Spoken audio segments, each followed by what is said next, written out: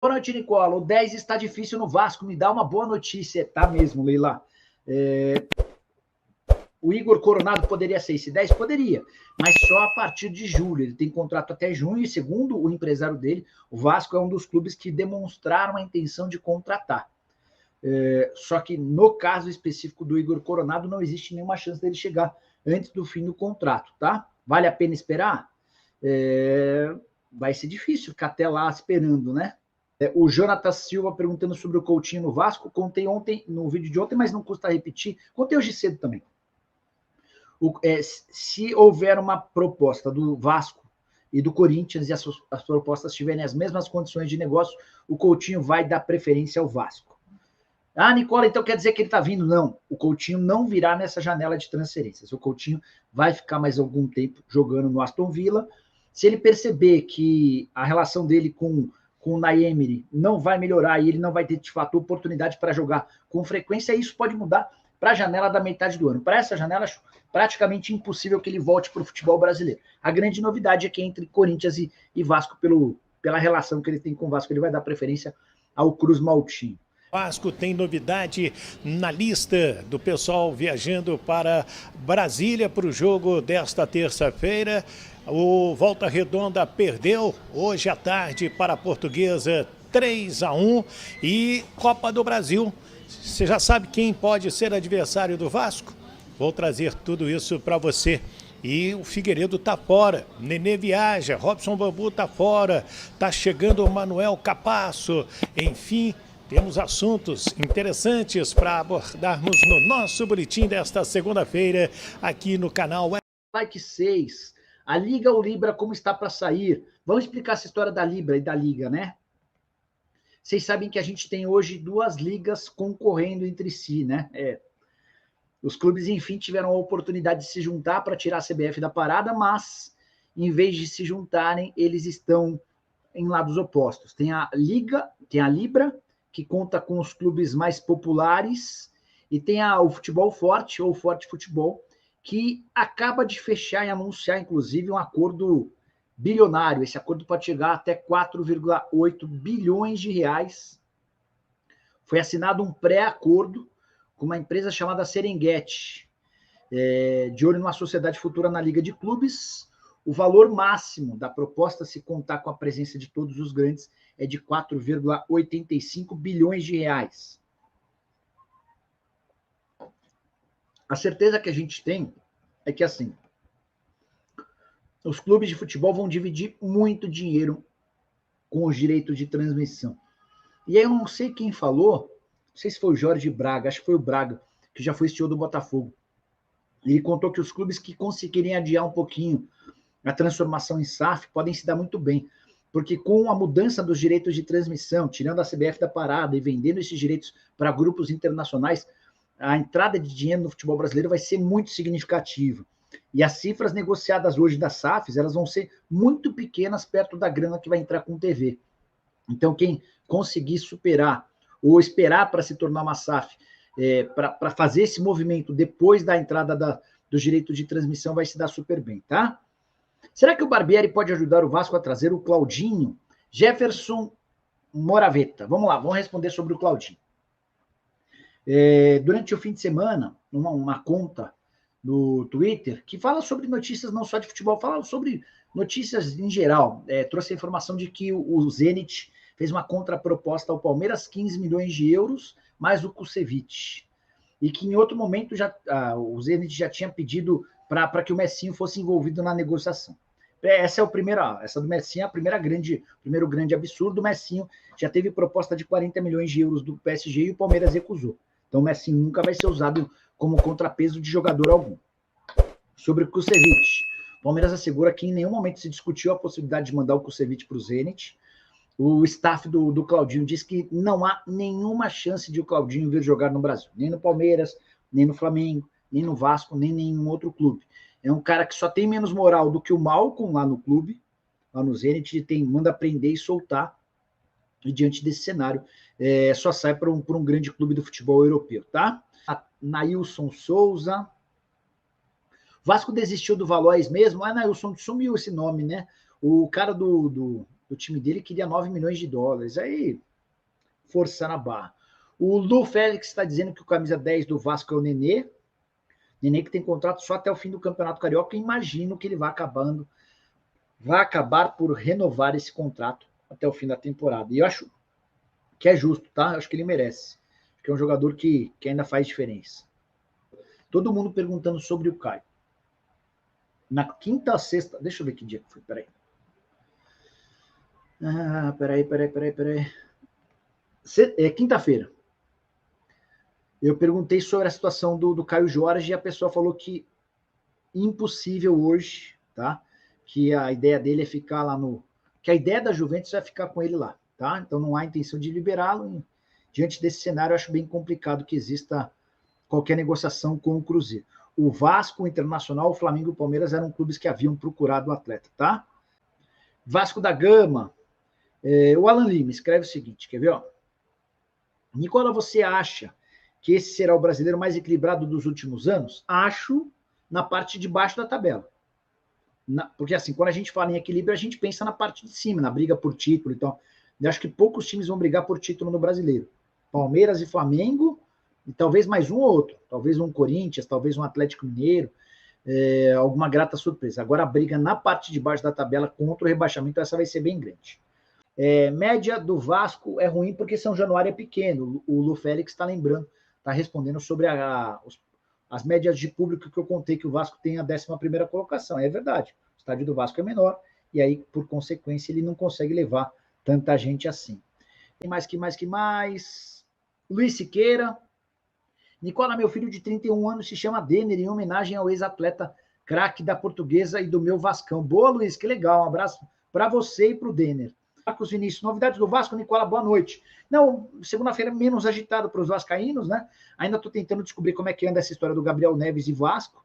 O Vasco deu uma sondada sem ter feito proposta oficial e o Igor Coronado é um dos atletas que interessa ao Vasco, só que esse, se chegar, chega só na metade do ano. O Vasco sondou o Luciano Acosta. Cara, essa especulação não é nova, né? Deixa eu só ver uma coisa.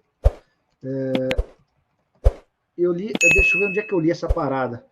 Do jogador do Cincinnati, né? O argentino de 28 anos de idade.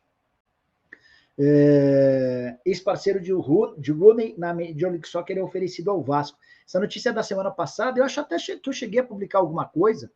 A temporada do Acosta no ano passado foi bem forte. 34 jogos, 11 gols e 12 assistências. O cara tem uma média de... Quando o cara supera os 2 dígitos em gol e em assistência, é um cara para a gente ficar de olho. Atleta revelado no Boca Juniors, ele ainda tem um percentual do Boca, né? Jogou no DC United, no Atlas e também no Cincinnati FC, ou no FC Cincinnati. Muito bem, minha gente, vamos falar então de Vasco e Nova Iguaçu, porque o Vasco da Gama hoje à tarde ficou sabendo que o Volta Redonda perdeu na Ilha do Governador para a Lusa Carioca por 3-1. Fez 1-0 e depois tomou aí 3 gols, né? E inclusive com a presença do Lelê, que é o artilheiro do Campeonato Carioca. Aliás, que negócio é esse, hein? Essa multa rescisória do Lelê, 30 milhões, 35 milhões de reais. Nossa Senhora, valorizou rapidamente. Será que o Vasco vai continuar no negócio? É uma boa pergunta. O Abel Braga estava trabalhando este assunto diretamente com o pessoal do Itaboraí, né? É um jogador que tem aí uma qualidade interessante. Não é à toa que é artilheiro fazendo gols nos principais times do futebol carioca. Mas isso é um assunto para depois. Vasco e Nova Iguaçu.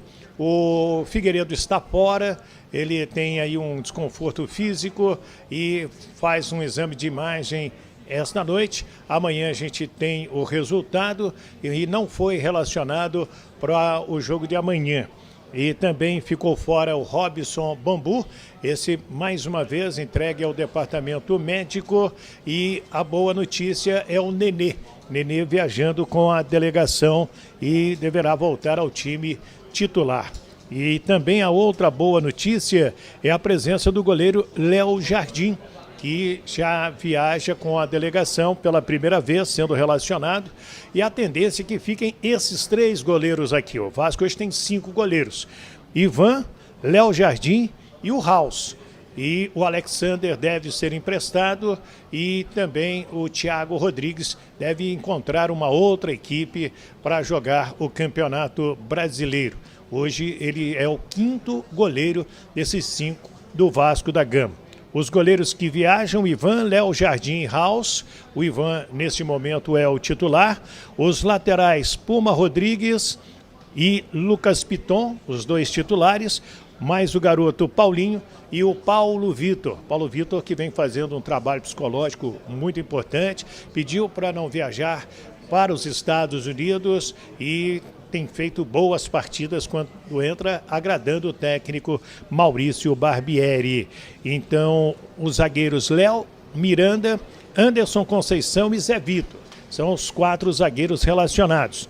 Para o meio-campo, Jair, o Deluca, Nenê, Alex Teixeira, Galarza e o garoto Barros, que é da base, muito bom jogador, as referências são as melhores possíveis, além do Raí, outro que disputou a Copa São Paulo e vai estar à disposição do Barbieri.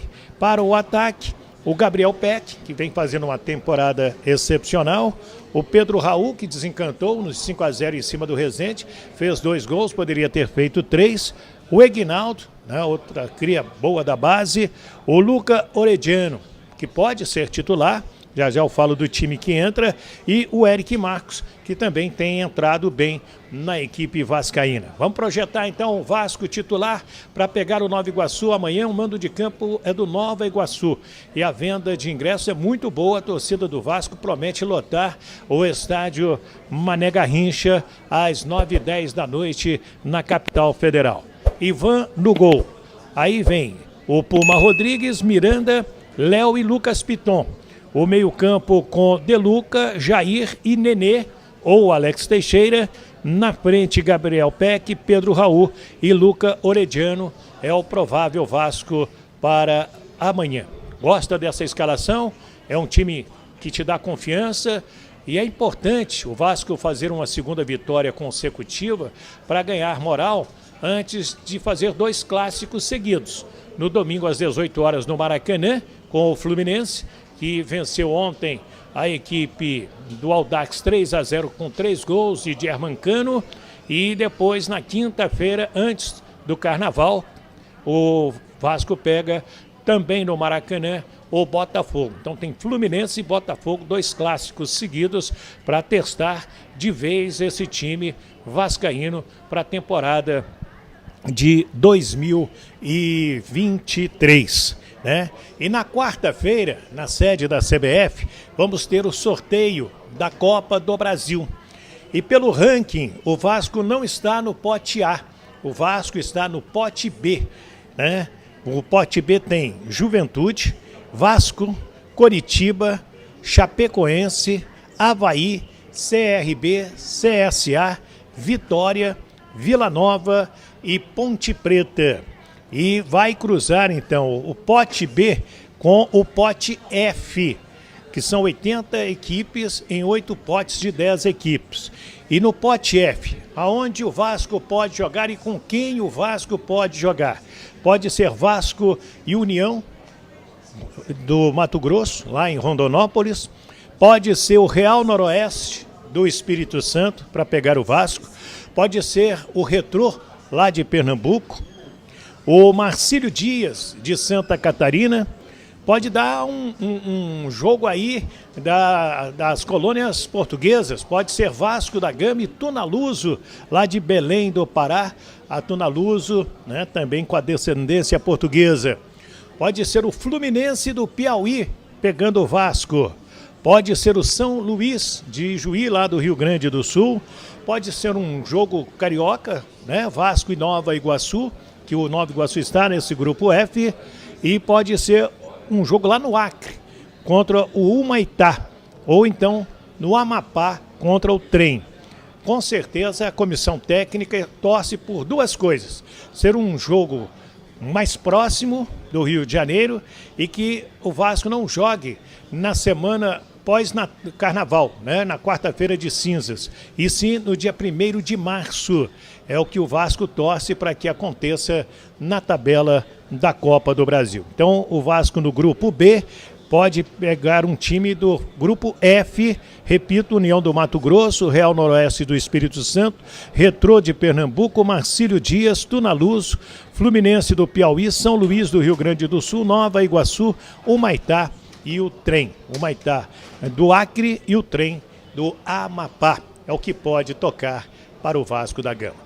Manuel Capasso chegando ao Rio nesta terça-feira para os exames médicos, para a assinatura do contrato, 3 temporadas com a possibilidade de mais um ano. É um zagueiro que vem para ser titular e todo mundo numa expectativa muito grande quanto a este jogador. Tá falado?